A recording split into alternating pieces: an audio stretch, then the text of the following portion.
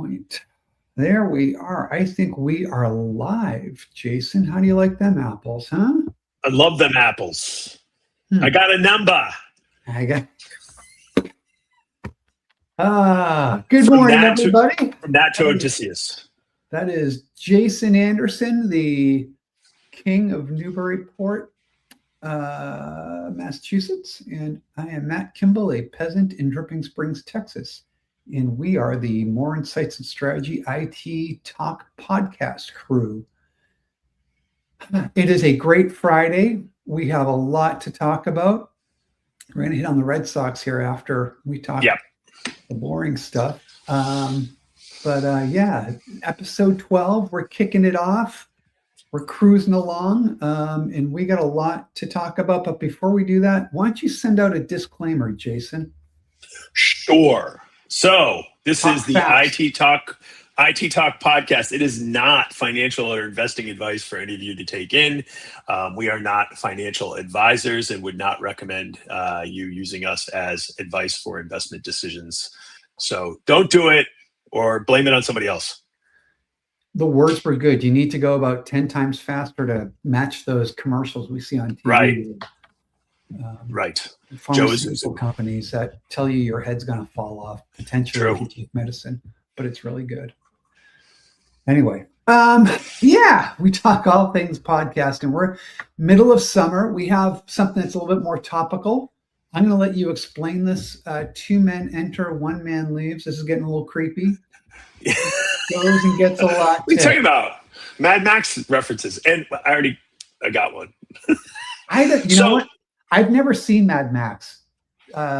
Any of them? Neither. None of them. No. Not in the 80s. Not the current stuff. No, never. Oh, man. You're missing out. Current stuff. Yeah, it's fantastic. Oh, which is better, good. The original or? Hard choices. Hard choices. I couldn't tell. You know what? My favorite one is the Furiosa with Charlize Theron as my favorite of them all was when she was on her own. So it was not really Mad Max per se. It was Furiosa. Right. So yeah, she was badass. So that was good. And then the one that just came out was Furiosa as a child, which was also fantastic with Anya Taylor-Joy. So all those movies I love them. Yeah. So what I meant by this was that, so let's just start with the basics. So More Insights and Strategy now has a new thing called Field Notes, which are our favorite thing because we can publish even faster. So as things happen, we're putting out, it's basically a blog. And instead of it being kind of our more in-depth type of stuff where we go through an editorial process and all the vetting, quite frankly, we're using some new tools to help us get things out quicker so people can stay topical and we can stay on top of the pulse, right? So you wrote one of these this week about Broadcom and some of their thoughts on how to govern and manage agents. And you reached out to me and said, hey, I'm writing this thing on agents. You do agents. This is, what do you think? And as I read it and reread it, I said, there's some areas where we may have some differences of opinion on this. Right on. And I said, why instead of us doing our normal Jason's topics, Matt's topics, let's focus on one topic and hash it out together. And then the idea of Mad Max sprung in my head, 2 men enter, 1 man leaves, which by the way was Beyond Thunderdome, which was the one with Tina Turner in it. Also not bad, but probably the worst in the Mad Max saga, but still as far as the movie goes. I thought she was in the first, that wasn't the first one? Yeah, she was in the 3rd of the first series. Okay. Beyond Thunderdome was the 3rd because it was Mad Max, the original, which wasn't even released initially in the United States, which was incredible. Was that Mel Then Gibson? That was Mel Gibson, but it was Australian, and then it came to America. Then there was The Road Warrior, which was the epic. Then we got to Beyond Thunderdome, which was, Tina We don't need another hero, Jason. That's right. So, but then I thought, 2 men enter, 1 man leaves. That sounds tough. We're old men. We're beat up. So probably whoever wins is just going to go get a coffee afterwards and forget about this whole thing happened. Hence the title. Now I've explained and put it all in the context for you all. Let's talk about this. Maybe why don't you start with a primer on the Field Note, which, by the way, is on our website. You should totally check it out. It's a good write-up. I don't have any We're going to be battling along the periphery and on philosophy today, not on facts. So Matt, why don't you just start with the primer of the Broadcom work you just completed? Yeah. So anybody who's been in IT, anybody who's been in DevOps, anybody who's been a developer in enterprise is familiar with the term platform engineering. It's been around for, is it a decade now? Yeah. Yep. But I mean, officially as a term and kind of a defined term, if you will. And it's served its purpose very well. Here's the premise of the piece, right? We're entering this world of AI and agentic AI and coding assistance and all of this stuff that's coming to the enterprise. And it's going to make smart people smarter, and it's going to make smart people more productive. It's also going to make some smart people developers, right? I would have called them programmers back in the day, not developers, but it doesn't make them engineers. So you have that happening in combination with this whole new set of infrastructure that's coming into the enterprise and in the cloud, AI infrastructure that has different types of silicon, different types of server, different types of storage, different types of networking, totally different infrastructure that's sitting out there. And not only do your established engineers who understand all of this not fully understand this new wave of infrastructure coming in, but they'll figure it out. But that new type of developer, if you will, right, as we call them, is totally clueless. So you've got to find a way to manage and govern the way applications are being built, deployed, governed in a way that is not stifling to that new persona, but in a way that protects the enterprise as well. And that's kind of the premise behind Platform Engineering 2.0. And VMware gave me a briefing on it. VMware by Broadcom, sorry, I said that wrong. Gave me a briefing on it last week. And I'm like, this is really interesting because it's something I talk about with IT a lot. And it's a enterprise IT. And it is that challenge of all this new stuff is coming into the data center and we don't know how to manage it appropriately. And this kind of broadens the scope of platform engineering, if you will. I guess you could say broadens, right? Brings in composable as a construct, brings in more FinOps and certainly more governance into the equation. And really, the punchline on it is, if you're an enterprise IT CIO or an IT leader, you got to think about things differently. And before you start going out and buying the latest Rubin GPUs or MI455s and Helios and all this AI infrastructure, stop, align your thinking, look at your organization, look at your culture, and understand that these things have to align properly. Your culture has to, and your operations have to align to your infrastructure if that infrastructure is going to deliver the best value to you as a company. That's the premise of it. And I'll let you tell me why I'm wrong.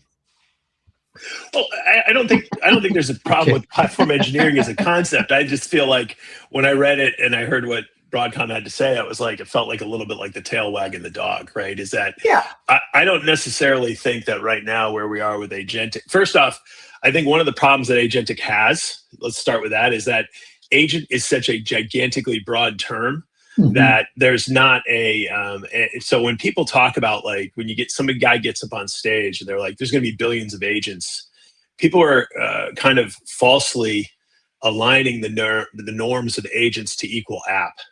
And it's not like all of a sudden, let's say your organization is governing a few thousand apps, like you're a large enterprise, you're not going to be governing a billion apps now, right? Because an agent can really ultimately be a very simple construct that could be no more than a macro in a spreadsheet, right? So it's a ridiculously broad term. So when I always get my cackles up a little bit when infrastructure vendors come out and they're like, oh, you're going to have all these agents and it's going to be bedlam and chaos and everything else. Well, I actually am going to argue that the truth is that the agentic world, a lot of agents could actually be managed in the confines of basically like something like a content management system. So when I hear these solutions, I go, wow, this seems very expensive and overblown for the majority of the agents out there. That said, there will be agentic applications that will be just as mission critical as any deterministic system in your operation. And that's what platform engineering is for. So I think, absolutely. Yeah, I agree. Like I said, conceptually, I'm not like, oh God, Matt totally blew this or Broadcom's way off base, but it was like, oh, it feels like a little gross oversimplification. And to me, I'm like I said, I've even gotten in fights with folks like from GitHub where I'm like, do you really need GitHub to even manage all your agents? Like you could get away with like basically like a doc. You could do something like that with Box or even something like, you know, Dropbox or whatever, right? Because it's like, you don't necessarily need all this stuff. That's one thing. The other thing is that one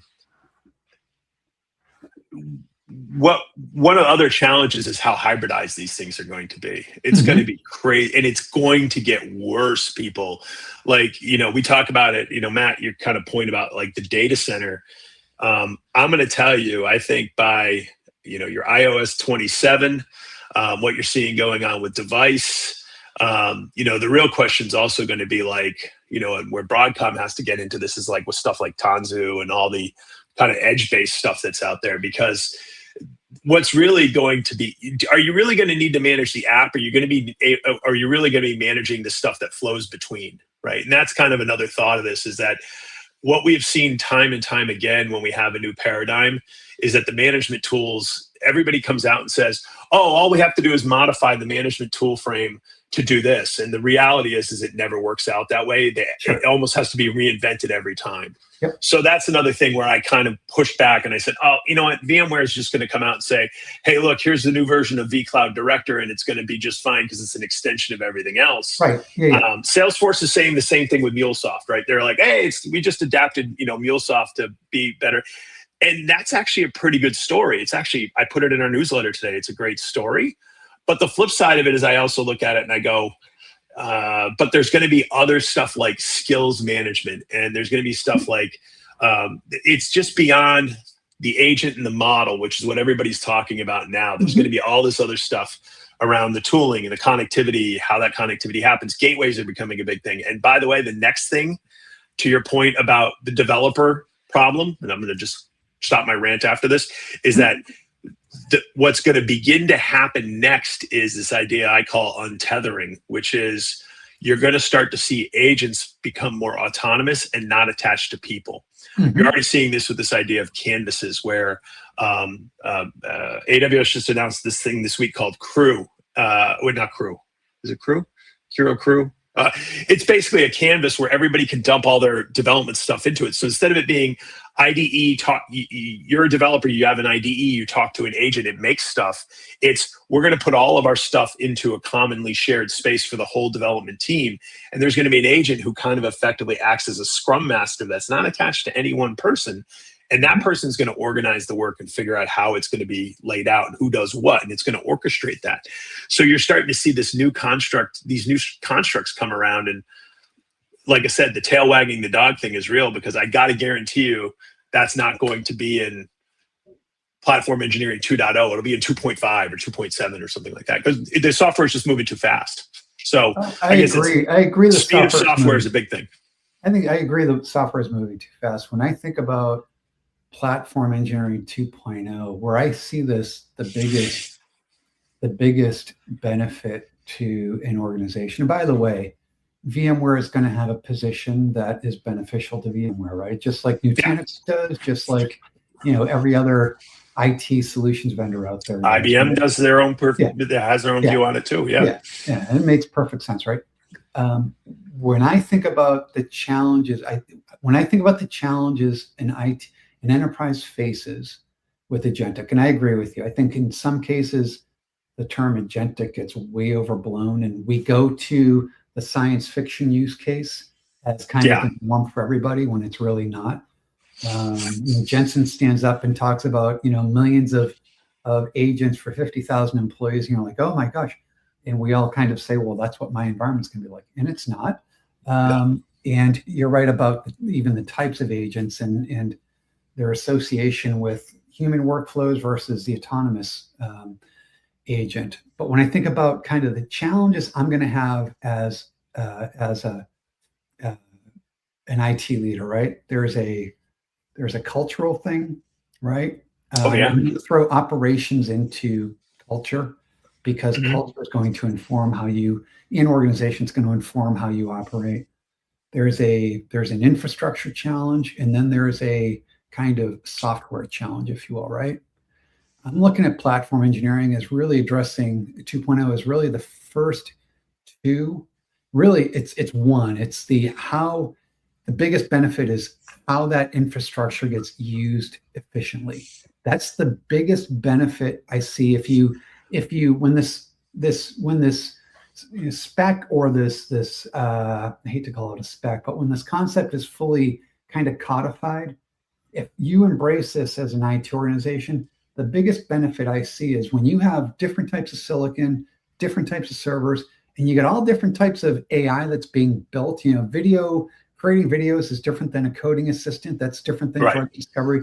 When you have all these different types of AI that are being used and different types of agents being used, being able to map the right type of application or workflow to the right silicon at the right time in the right place at the right cost, that to me is the biggest benefit you're going to be able to recognize from this, and not having to worry about Matt Kimball, who's not as technical as Jason Anderson, going, wait a minute, I really need to be mapping this to this server in this accelerator, or not the GPU, because I want to abstract all that away from the citizen developer and still drive efficiency at the infrastructure level. That to me is where the goodness resides.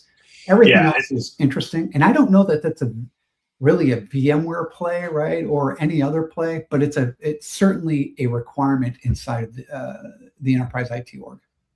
Yeah, and I think that's right, because there's an element to this of just the further down the stack you can push the cost engineering, the better off you'll probably be. I agree with that wholeheartedly, and I think that's also going to be a function of what we're seeing in the model space. And I think that's also part of this discussion, to your point, is that the reason the discussion on the developer side is so focused when it comes to cost is so focused on the model and the tokens is because, first off, the models are still relatively immature. And they have very different capabilities. So therefore there's, a wide strata of costs for the job, and it's very hard to figure out what to do. I mean, I use stuff every day, and I don't necessarily know what the right model to point it at is to save the most money. Right.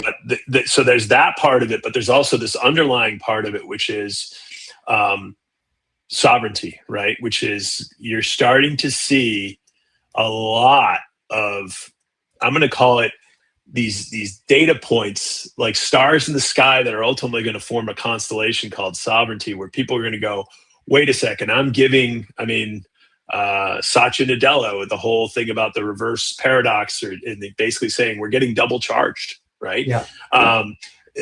You got that point. You've got the point about, hey, open source models are actually pretty good, and you're seeing people build stuff with open source models online that are actually pretty breathtaking at this point. And then you're starting to see all these things where companies are also going to realize, hey, I need to figure out how to run this, a big chunk of this in my own house. The question really starts to become, what's the appropriate border between letting the software manage itself and the infrastructure, and then ultimately what's that kind of membrane, and what kind of data passes through that membrane, because that's really where things are going to start to stand out and change, right? And the cloud guys and the model guys are trying to push, a very kind of, hey, we're going to make this easy. They're making it. It's funny because they're trying to sell it as it's easy to buy, but the reality is it's not. It's actually easy to sell. Yeah, and I think that's one of the things that the infrastructure folks are not. They haven't turned the corner on that thought yet, which is they're still kind of having their discussion about what it is and why it's important. They haven't matured to the point of, hey, when you give all this money to company X, you're not just giving them money, you're giving them IP. Yep. Right. Yep. And people are going to start to really kind of come around the corner on that. And they're going to say, well, then how do I how do I appropriately layer this stack as opposed to just handing a big pile of cash over to vendor X, Y, or Z, right? So, yeah, I think it's so there's also this maturity thing with on the infrastructure side, they're starting to get it. On the software side, I think they're a little further along with governance and management and observability. And what I don't want to lose is I don't want the infrastructure guys to show up and be like, software stuff, right? Which, as a veteran of the hardware space, we've seen that happen before. Yeah. I agree with you. I think I hear you. And I think AI, but for me, AI is the first real kind of inflection point, if you will, when you think about, IT in particular, where there is such a strong interdependence and maybe kind of, I hate to say synergy, but like you're seeing bespoke hardware developed for bespoke software, and you're seeing it's like it's that dependency. Hey, look, you know what? If I'm HPE, I can build you a 4-way server and say that's the best database server there ever was, right? That's how it used to be sold 20 years ago. But the reality was, it's the same processors inside that Dell is shipping. It's the same level, basic performance, right? Maybe a tweak here and there, but it's the same stuff, right? And that's not a knock against the OEMs.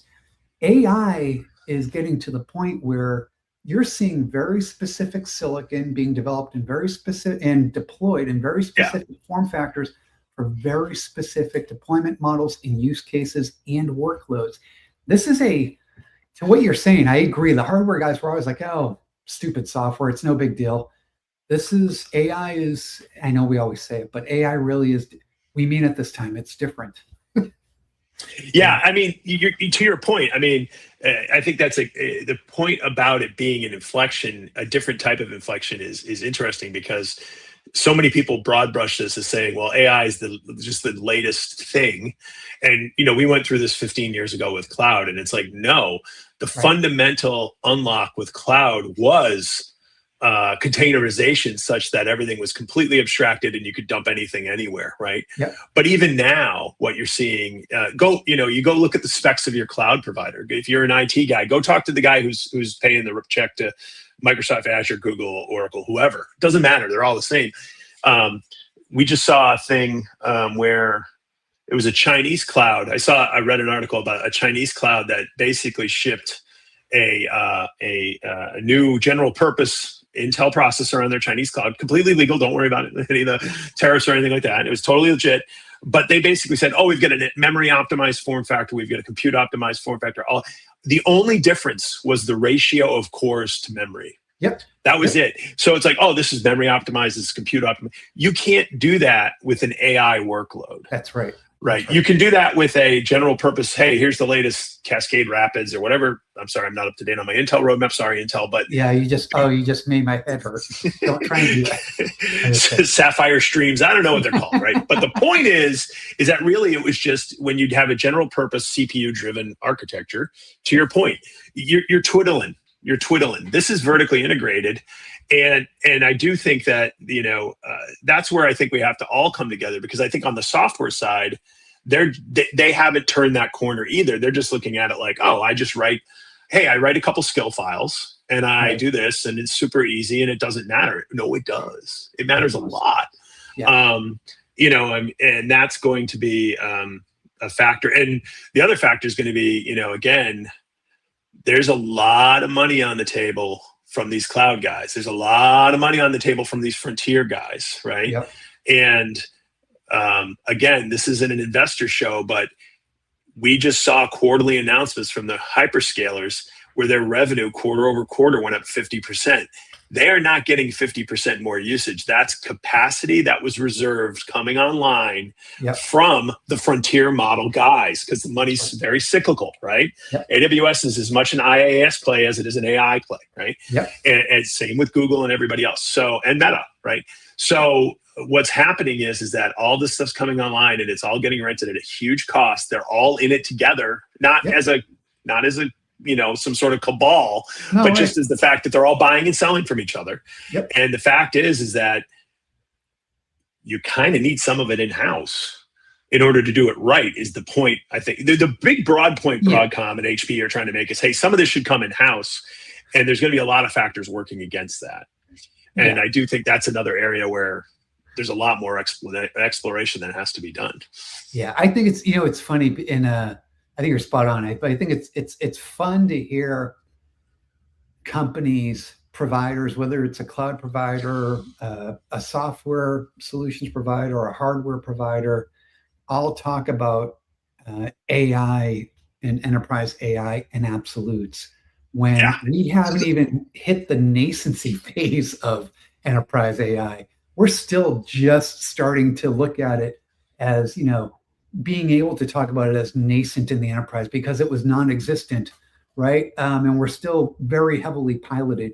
And by the way, for commercial enterprise, where, this stuff really matters, it hasn't even started yet. It's still people staring, CIOs staring at you when they talk to you like you have three heads because they don't know what the heck they're going to do. When you get beyond the JP Morgan Chases of the world, enterprise AI is still a to be determined kind of project. It's not a scoped, it's not a begun, right? Maybe a pilot or two. It's not even properly segmented. I mean, I just submitted a piece. I submitted a proposal to do a piece of research with an academic place. We'll see if they accept it. Who knows? But basically, my argument is that even the whole idea of the human in the loop is stupid now, right? Because there's really many types of humans in the loop, right? I mentioned a Scrum Master before. A Scrum Master and a developer are fundamentally different skill sets, and they're going to get fundamentally different experiences with AI. Yep. You're starting to see that all kind of, people are finally starting to get their heads around it. Even in your own job, you're going to find there's certain things. Like I can tell you right now, you send me to an event, I can get AI to whip up a coverage piece on an event far easier than it could be to come up with a new piece. Like what you did with your field note is far easier to do than for you to sit down and take 3 steps back and go, let's look at platform 2.0, cross industry, cross everybody. Let's look at a big honking 20 pager on this topic. You might not even get value out of AI for that. Or the value is that much less. So even in your own job, your mileage may vary. It's not like, manufacturing where you're doing repetitive tasks all the time, right? And by the way, what you don't know is when you put that prompt in, how long it's going to take or how much it's going to cost. You have no idea. It's a magic box, right? So it's like when you say, hey, I need to write, some entries for my newsletter, or I need to go investigate this claim that has come across my desk for an insurance payout, or whatever the case may be. Yep. And that's really why the platform engineering is a strong idea, right? Yeah. But we don't even know what's going on up the stack, and it's just it's going to take a while. Yeah, I know, and I keep telling folks, it's as I have these conversations, it's like don't plan for today because and by the way, your data center 5 years from now is going to look entirely different than it does today. Like it or not. And it doesn't matter how aggressive, how optimistic you are about the kind of AI adoption in the enterprise or pessimistic, it's still going to look drastically different. Hey, you just gave me an idea, and this might be the way to close before we talk Red Sox is, all this diversity, all this different stuff, right? Just hear me out, right? We've lost a lot of that skill set over the years, right? Sure. Right, because people have retired out. A lot of stuff went to cloud, so people didn't need it anymore. To your point, this thing's going to look different. But now with sovereignty, you're going to have to kind of maybe think about it more. You've got all these people now entering the workforce with what they call the brown jobs, right? The electricians and they're high. Like Meta's training up people by the boatload to become electricians. Kids are coming out of high school now. Like, hey, I don't need to pay for college. I can go get a job as an electrician or a plumber or whatever. Back in the old days, that was a path into the data center, was to have a manual job, right? Sure. I knew tons of electricians who became the great networking guys over the years. And so everybody's talking about the software development angle of this as to how hard it is for somebody who comes out of college to get a software development job. And unless you're in California, in Silicon Valley, it's true, right? It's hard to find a software development job in New York or here in Boston or whatever. Yep. But, but the point, because of AI, but the larger point is you can still get into technology. It just may not be through the same door. That's the thought for the weekend. So I'm gonna counter this. I'm gonna give you, well, not counter. I'm gonna maybe strengthen this. By the way, one of my best, I would argue, maybe my best childhood friend, Stephen Buckley. I've known him since I was 4 years old. Took that route, electrician into networking guy at Boston College. But to your point, I have a son that just graduated university. He went to go work for a company called TAC Broadband, and they lay fiber. That's what they do. And he's a project manager for them. And the person who interviewed him was like, look, I can't find young, bright kids coming in because everybody has that mindset of, I want to go be the next AI engineer. But he comes in and he's like, if you can use AI to help run this business better, you're going to be, orders of magnitude ahead of everybody else. And by the way, it's an alternative path into, that field that everybody wants to get into. I think you're spot on with that. And I don't think enough young people look at the world that way. They just get focused on, I want to go work for OpenAI. I want to go work for, whoever the latest, hottest AI startup is, instead of like, how do I approach this maybe a little bit differently? Could not agree with you more, man. It's going to be an interesting foundational skill set thing because, because even Anthropic's come out and said we want more, more liberal arts people in tech. Because we got to train these models. We got to teach them. My kid. That's my, So, anyway, all right. Red Sox. I got to tell you, man, I have not wanted to jump on the bandwagon. I know we're both lifelong Red Sox fans. I cried in 1975. I cried in 1978. I cried in 1986. And I cried for a different reason in 2004. I've been so disenfranchised with this. I was going to swear with this franchise, with the ownership, with the GM.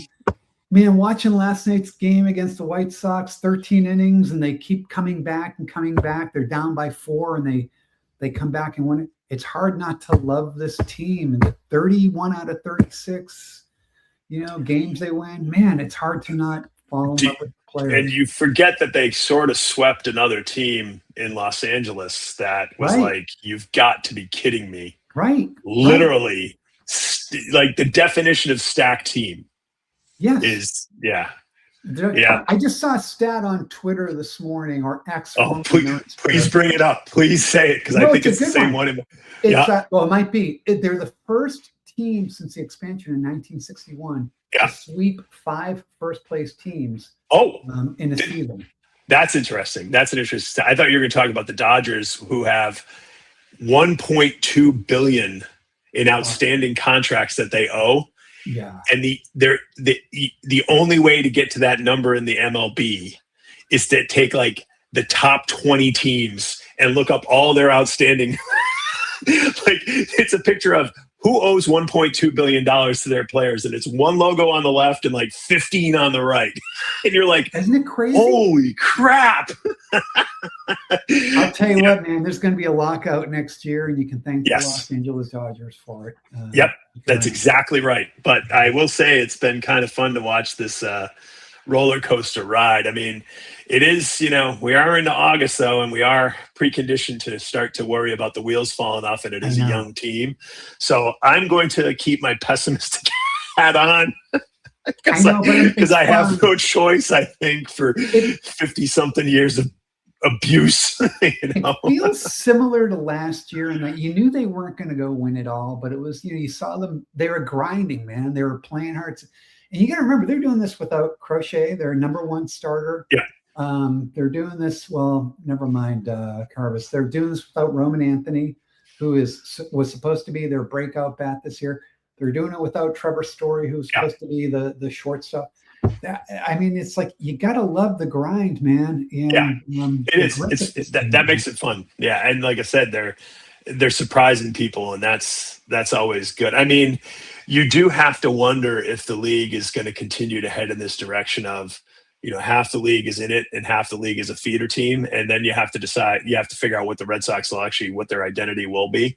Because I mean, I hate to say this and it's going to sound awful, but even during the Dan Duquette years, they were a feeder team, right? They made some great stars and always sold off the assets, and the Yankees made a ton of money and they never really went anywhere. And then the new ownership came in and brought us some success, but now it feels to be like, are they building up their farm system just to become a feeder team, and it's more of an asset than a entertainment thing, right? And I don't want that, but yeah, when you look at you look at Billy Beane out in Oakland, and you look at the Milwaukee Brewers and the Kansas City Royals, who you're like, or Tampa Bay is the perfect prototype for that in the 21st century, and you're like, is that the identity they're going to have? I don't know. I mean, I think to what you're saying. I mean, Anaheim, that's another one that's kind of like that. I mean, yeah, I struggle a little bit with some of this in that, it's like people complain about the Dodgers, and they should. People used to complain about the Yankees, and they should have. And they complained about the Red Sox, and they should have, right back in the day. Yeah. Yeah. But, it's like you put it, when they put these salary caps in place and they enforce them, it's the goal behind it is always to drive parity across the league, right? But when you think about it, outside of basketball, is there really parity? I mean, football's got a hard cap, and you've got dynasties that the Patriots were one, the Chiefs were one. It's like in the era of the cap. It's like, does the cap really work, or is just bad management is just bad management? It's like. Well, the point is perfect. It's like there's too many variables, right? Yeah. It's just there's so many variables beyond the player. I mean, you're right. Basketball might be the one exception because in-game management's pretty hands off. Yeah. But like other sports, it's like there's so many variables beyond employee pay. I mean, it's crazy. The other thing is that people are going to rip on the Dodgers, but you've got two legit first ballot Hall of Fame guys leading that team. And by the way, one of them played for the Red Sox, and we were too cheap to keep him, which is, horrible. But I know that still grates at me. Yeah. The other guy, Jesus H. Ohtani's, I mean, forget it. He is incredible, man. Forget it. You're talking like you're not going to see another guy like this for 50 to 100 years. He is a Babe Ruth class kind of player. Yeah. So I mean, this is a Kobe Bryant, knocking on the door, number 1 or number 2 all time, right? I mean, that's the type of talent we're dealing with here. Yeah. So I mean, whoever gets that dude, if it's the Dodgers or it's Seattle or it's New York or Boston, they're going to be better, right? I agree with you on that, but I think I hear you on that, but I think the difference is with baseball and football in particular. In baseball, you've got 8 other guys that have to come to the plate. And that's right. And you've got 4 other guys that have to be in that pitching rotation. In football, obviously the skilled players are different, but you've got 11 guys on the field. Basketball, you get 5 players. And, a superstar can take you a long way. It might not get you to the promised land, but can take you a long way. 2, you're at, I'm bad at math, but I think that's about 40% of your team on the floor is covered by two players, so they can be more impactful to the game. But that's what it makes the baseball stuff even more interesting. It's like you have a soft cap in place now, but it takes 11 players, and the Dodgers have put a superstar, or 9 players. The Dodgers have put a superstar at every single position. That's why they're at $1 billion in obligations, right? Which is funny because it's not a baseball town either. Like, it's not like it's not like some of the, New York, some of these Boston. towns. Those are Boston, New York. I'll say Boston, New York because I'm a Boston fan. Those are the 2 biggest baseball towns, I think. Dodgers, it's a fancy pass, or a fancy pass here, a passing fancy for them, right? Anyway. It's like I said, unfortunately, I actually think that's the tenor up here in general, is everybody's like, you know what? It's been fun, good for the kids, but at some point the wheel's still going to come off this bus. And by the way, nobody's going to be mad. It's not like, it's not like when we had up here, we had basketball is going to be the most interesting case point this year. It's not like when we had Brady, and if Brady didn't go make a hunt for the division championship, you're like, it's a disappointment. I don't think anybody's looking at the Red Sox right now like that. It's like, if you make the pennant, you do okay in the first round, that's a win. And so I think expectations now are properly set in this town. So I think the vibe is still like, everybody's kind of like, now that they have the right expectations, they're like, well, the wheels can come off the bus at any moment. We'll see what happens. We've got a complete opposite situation up here with Big Green because of this whole trade. Right. And it's like, and all the trades and the stuff flying around. And I'm just, that'll be also like a big thing to see. And by the way, I can also say that on behalf of Boston, I have never seen a fan base more galvanized to destroy Philadelphia right now, because if you thought people hated Peyton Manning in the Tom Brady days, there's no player in this region who's hated more than LeBron James. I know. That's a weird. We should just put on a Yankee hat and confirm what we all think. And it's been such a weird off season too. See, you've got Jaylen Brown there, LeBron there. You've got Embiid there. It's funny because Jaylen Brown didn't want to be the number 2 in Boston. Yeah, he's arguably the number 3 in Philadelphia. 3. Yes, he is. It's so bizarre, man. Yep. And then all the rumors swirling about who Boston might pick up. The Steph Curry thing's pretty big deal here. We're talking a lot of talk about it, and you could have it could be like, it could be like a throwback to the 70s with Philly versus Boston in basketball. Yeah. Which is, I will say this. I trust Brad Stevens. I think he's a smart guy, and he doesn't get enough credit for the stuff he does. Danny Ainge was brilliant too. Yeah. But it's also the coach. Missoula's amazing. Without a doubt. Yeah. Yep. Yeah. Without a doubt.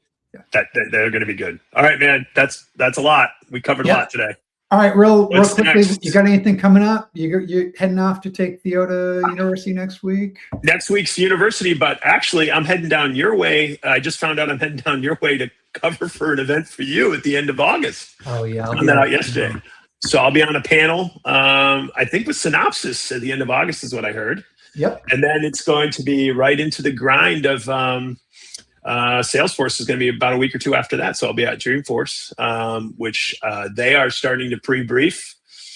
As usual, expect a lot of announcements coming out of Dreamforce. They're getting ready. But yeah, I am excited to come down to the Blueberry Town right there in the middle of the cherry pie. Love Austin, but really wish they could have chosen the end of August. Going to be a little warm.